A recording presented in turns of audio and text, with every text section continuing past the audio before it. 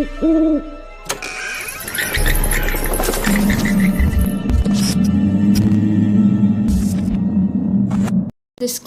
the content of this podcast includes mentions of issues, topics that you may be sensitive to or unwilling to address ahead on this time. If you right now or anytime you feel triggered by the discussion, please feel free to momentarily leave the space at any time. Hello to our viewers, welcome to The Watchers. A podcast that advocates truth, Speaking out with courage, and a voice to a wise honesty and justice.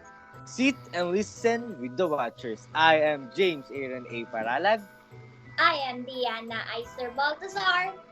I am Sharmaine de Vera. And I'm Stefany Sobremonte. We are your hosts for today's episode. So guys, it's been a while since we make a podcast or a talk like this, and it's quite amazing since our talk now is aligned to our theme, which is Halloween. Speaking with Halloween, what are you guys portraying to? How about you, Aeron? Vampire na gutom. Gusto ko sanang gaya si Edward kaso huwag na. Gutom pa. How about you, Deanna? Catwoman sana pero parang naligaw na puso. How about you, Sharmaine? Well, di Finlano, pero Steffi and I have the same look, which is Jennifer's body, na parang sobrang sa nosebleeds. Let's move on now, guys. To give you gist, we will discuss the spooky truth behind the educational system here in the Philippines with yours truly, The Watchers. To point out the ins and the outs of the education system here in the Philippines. So be sure guys to listen all the way through our podcast. As we all know, education plays a significant role in almost every part of the world.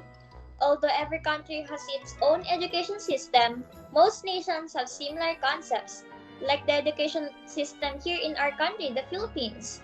It has different method but also adopted a combination of influences from others. Yes, back to the colonial period, particularly of the Americans during 1898, Filipinos started to explore and were greatly influenced as it follows the schooling system of American educational practices. And to give you a chance to grasp the idea of it, we prepared a guideline on understanding more about the education system here in the Philippines. Throughout the years, our educational system has been hit by disputes that have not diminished to this day. Among the long list of issues, two have managed to stand out in order of significance: quality and relevance. The major challenges here in the Philippines is the narrow policy of having to give up education quality and quantity for economic reasons. And aside from that, we have also a lot of factors that affected the educational system here in the Philippines. Like in the Philippine society economy, the class divided has long been a major issue here in Philippine education. Students from wealthy families in the cities and some highly urbanized municipalities have greater access to usually private and expensive schools, whereas students from poor families face a lack of classroom and teachers, as well as most inaccessible public schools with limited resources that teachers are frequently forced to provide. In simple words, guys, the Philippines does not invest as much as in education as its neighboring country. Do you know what this is? Well, education system received the largest share of the annual budget as mandated by the 1987 Constitution, but the 3.4% of GDP allocated for it is still far less than the United Nations standard of at least 6%, which is why it's off and it's quite saddening. Yes, it's true. And in addition to that, according to studies and fact-finding commissions, the deteriorating quality of education is due to the following factors: a low government education budget, poor effective teaching, poor school management, poor school facilities such as laboratory and library facilities, a poor learning environment, the content of the curriculum, insufficient books and science equipment, a poor method of instruction, classroom shortage, and others.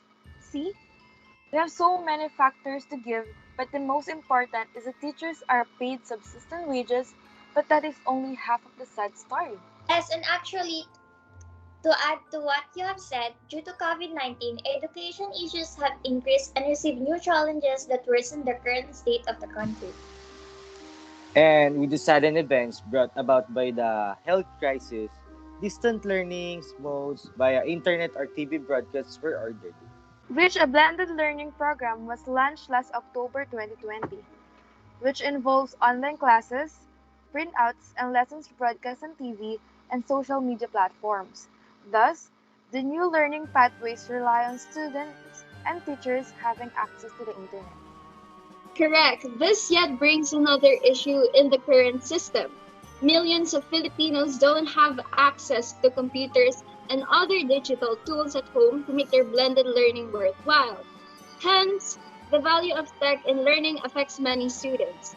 Parents and guardians' top concerns with this are money for mobile load, lack of gadget, poor internet signal, students struggle to focus and learn online, and parents' lack of knowledge of their kids' lessons. That explains why online classes is not friendly to all, especially to the students. And to add, the world's student population is 89% or 1.52 billion are children and youth out of school due to pandemic closures, while in the Philippine case, close to 4 million students are not able to enroll for this school year as per the DepEd. So why we still haven't figured out and made a solution for? We agree with you, Aeron, and with this, the actual number of out-of-school youth continues to grow, making it a serious issue needing to be checked. And to add, the data presented indicate 90.9% of Filipino children aged 10 seems to be experiencing learning poverty, and 90.4% are considered to be experiencing learning deprivation. Furthermore, 5% of Filipino kids that age are still uninstructed. The most significant finding in this is that worrying status of the Philippine public education is not result of the pandemic's unusual protracted school closures, which only made things worse, but rather evidence that the learning crisis results from at least 2 decades of poor management of the government. Deregulations is translated into the educational sector as reduced funding for public schools through so-called fiscal autonomy. Privatization and liberalization is translated as commercialized education or as a loosening of government control over privatization of state colleges and universities. Way back in 2013, a 13-year education was introduced to the Philippines, which is the K-12 programs run from kindergarten up to grade 12, after which students have the option of whether to pursue higher education or not. And we have three particular government agencies that manage the different levels of education here in our country. We have first the Department of Education, which implements standardized tests for public schools throughout K-12, while private schools tend to have more freedom in developing their curricular activities as long as they adhere to DepEd's existing laws. Another one is Commission on Higher Education, that oversees higher education institutions such as colleges and universities. Lastly, the Technical Education and Skills Development Authority that regulates the technical vocational education training programs. Implementation of K-12 did not result in the distribution of more content, just the same content over a longer period of time. Many people enter universities without even possessing elementary knowledge, which is the immediate result. It's quite disappointing developing a knowledge about this that a study from 2018 found that a sample number of 15-year-old Filipino students ranked last in reading comprehension out of 79 countries, which explain why half of the population of Filipinos don't actually recognize a sentence that is quite normal and they will be offended by it. And the key on insight of the study implies those tested mostly came from public school, which we don't actually look down on this fact. But hence the crisis lies in the fact that a lot of Filipinos cannot read or do simple math. And indeed, it's clear that there is a class divide between the rich and the poor in the country. And the Philippines doesn't invest in top-notch learning as compared to its neighbor countries. In fact, many public schools lack of computers, other tools despite the digital age. Further, a shortfall in the number of school teachers is also one of the top issues in the education field due to their being among the lowest paid state workers. And aside from that, more than 3 million children, youth, and adults remain unenrolled since the school shut down. For a brief rundown, let's list the other top education issues in the Philippines. Quality. The results of the 2014 National Achievement Test and the National Career Assessment Examinations show that there had been a drop in the status of primary and secondary education. Budget. The country remains to have one of the lowest budget allotments of learning among ASEAN countries. And the third is the cost. There's still a big contrast in learning efforts to across various social groups due to this issue, since we all know that the government doesn't focus on this educational issue, but they focus on the other issue that is far more behind what is important. Yes, and all these add to the big picture of the current system growing concerns. This include mis and disinformation and the poor decision making of the people who are in government. And being informed with this is a great first step to know where we can come in and help in our own ways. Yes, and before we move forward to how we take part in various efforts to help address these issues, let's first move to what quality education is and how we can achieve it. VVOB is one that provides all learners with what they need to become economically productive that help lead them to holistic development and sustainable lifestyle. Further, it leads to peaceful and democratic societies and strengthens one's well-being. It has 6 listed dimensions, which are equity, contextualization, and relevance, child-friendly teaching and learning, sustainability, balanced approach, and lastly, learning outcomes. And during this time, they need aid from those who can help uphold the rights of the less privileged. This includes kids in the street and their right to attain quality education aside from the student who learn through a classroom than the kids in the street. You know, guys, it is truly daunting and saddening to tackle this issue since it's been a decade since this problem stirred controversy.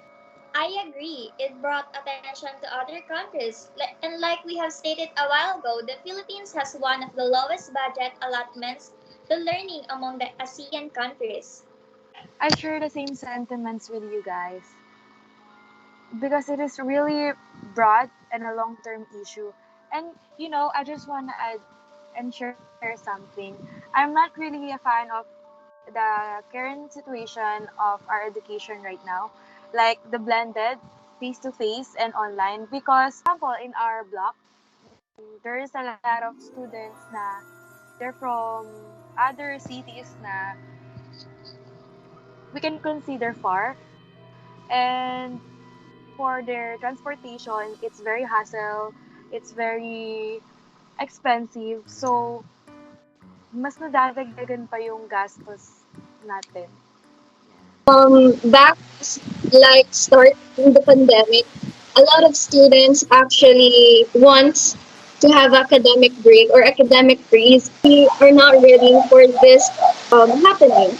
Like the past government handled by President Duterte actually focused more on the other stuff, while the issue that is more important that we need to bring our attention to was not actually me.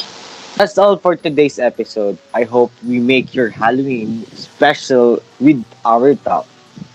Yes, I hope too that they took notes and learned a lot, for I am certain that these discussions fill you with knowledge and make you open your eyes and ears for other social issues that are ongoing right now and may arise in the future. Aside from that, do not be afraid to advocate and fight always for what is right. Yes, I agree with you. And educate and be educated. And Filipino, magpa-organisa ka. Since joining organization make me open more to your perspective. And again, I'm Stefany Sobremonte. And I'm Jhames Aeron A. Parallag. I am Sharmaine de Vera. And I am Deanna Aister Baltazar. This is The Watchers. A vodcast that advocates truth. Speaking out with courage. And a voice of wise honesty and justice. Thank you. And see you on our next episode. Bye. Bye! Bye.